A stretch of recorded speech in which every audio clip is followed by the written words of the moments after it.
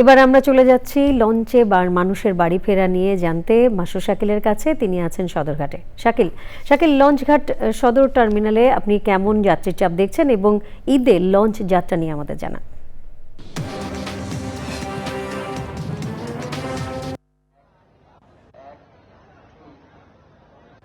নবনীতা, আমি আসলে দুপুরের পর থেকে এখানে আছি। আপনারা অন্য সংবাদগুলোতে দেখেছেন, আগের সংবাদগুলোতে। এখন আসলে একদম শেষ মুহূর্তে, অর্থাৎ এখান থেকে যে লঞ্চগুলো ছেড়ে যায় দক্ষিণাঞ্চলে, সেগুলো কিছুক্ষণ পরেই ছাড়তে শুরু করেছে।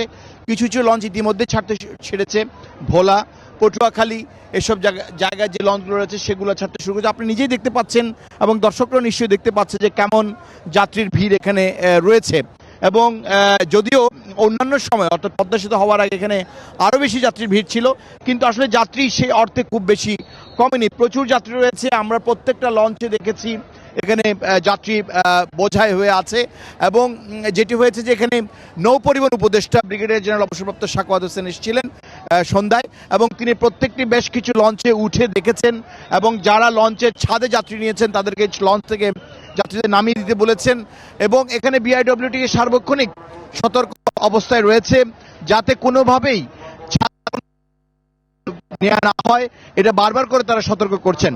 এবং নৌ পরিবহন উপদেষ্টা যেটি বলেছেন যে সদরঘাটে লঞ্চ ব্যবস্থাপনায় কোনো ধরনের সমস্যা নেই,